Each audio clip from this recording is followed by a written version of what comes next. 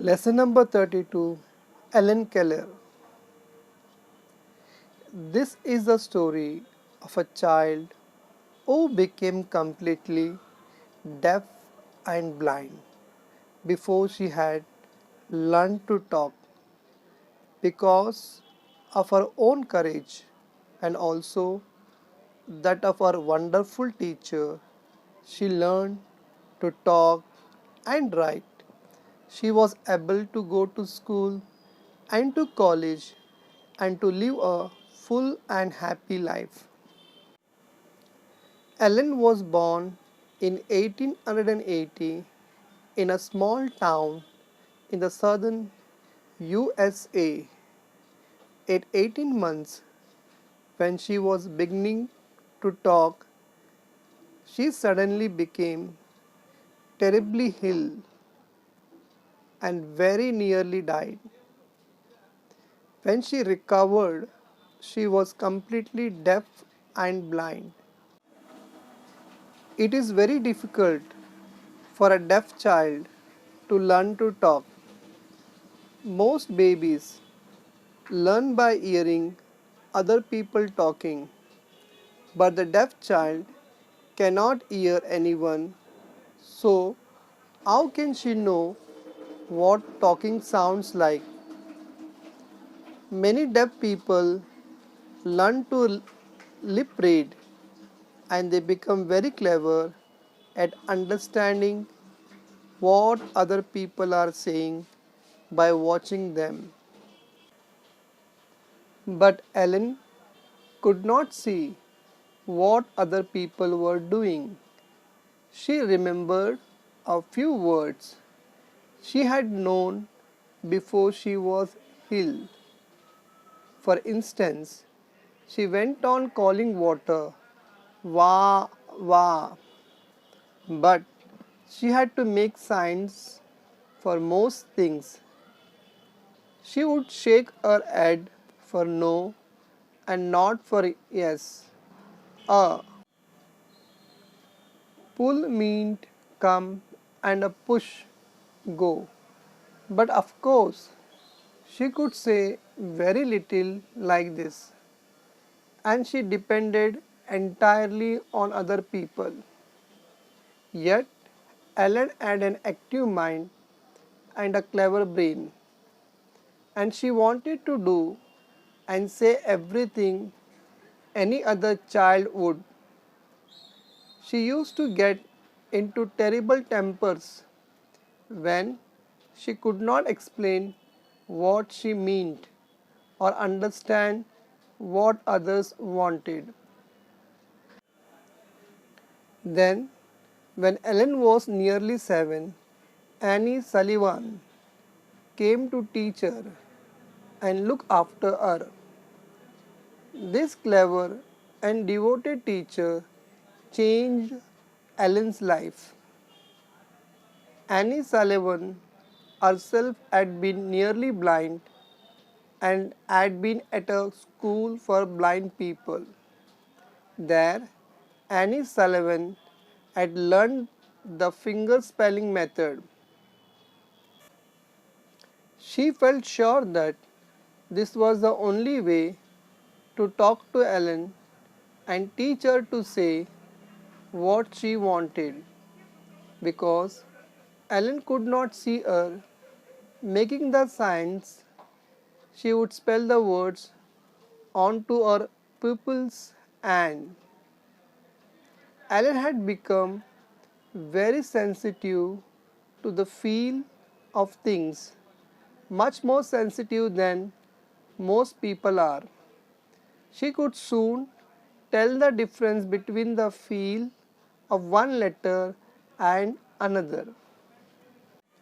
Miss Sullivan gave Ellen a doll, and when she gave it, she spelled the letters D O L L onto Ellen's hand. She did this with the names of other things such as C A K E and M U G. Ellen obediently spelled them back, but she did not understand what is what it all meant, and she soon grew bored and unhappy. She would not try any more, and poor Annie Sullivan did not know what to do next. Then one day, Miss Sullivan took Ellen outside to the water pump. As the water spilled into Ellen's mug and overflowed on her hand, Miss Sullivan spelled Water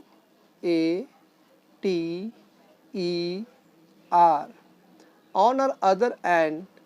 Suddenly, Ellen's face lit up.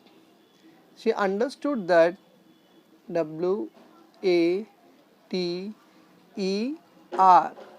was the name of this cold, wet stuff, and it came to her in a flash that everything has a name. Touching her little sister, she spelled Baby, which was one of the words Miss Sullivan had shown her.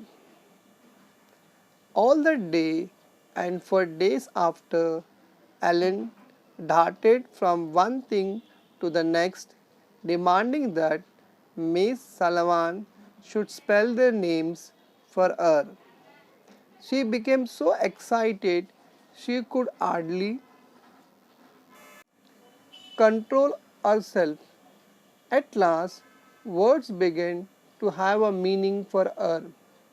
She then learned the names of actions as well as things: sit, stand, run, walk, and then descriptions of things and actions: hard, soft, quickly, slowly. From then on, she was able to learn as any child does. Only Ellen spelled words with her fingers instead of saying them aloud. Although she made noises, she still could not talk. Now that she had started to learn, Ellen, with a quick brain and good memory, learned very fast indeed. She learned to spell words incredibly fast, and soon she and her beloved teacher could have long conversations wherever they went. Miss Sullivan described things to her and told her what people are saying. Ellen soon learned to write on a special frame with ridges to keep the lines straight, and later she learned to type. She began to read Braille books. The next thing was to learn to talk aloud. For this, she had a special teacher who taught her how to move her lips and tongue. Ellen quickly learned to talk also, and to listen to people speaking by putting her sensitive fingers on their lips and throats. This meant that she could talk with people who did not know the finger spelling method, so long as they spoke distinctly. All this was hard work, needing endless practice by both pupil and teacher, and long practice. In time, she could talk, read and write, and even learn to speak French and German. Now Ellen was determined to go to university and take a degree. When she was 20, she sat for the entrance exam of Radcliffe College, one of the best colleges in America. The papers were set in braille and she typed her answers. Of course, she could not read what she had written. She had to take a chance that she had made no mistakes. She had no difficulty in passing the examination and entering Radcliffe. Miss Sullivan was with Ellen all through her time at the university. In the end, this girl, who at 7 had lived in a dark world, unable to hear or speak, won I University honors. Throughout her life, she helped other blind people to find courage. She traveled all over the world, inspiring everyone by her example. Ellen Keller lived to a ripe old age of 88. She passed away in 1968.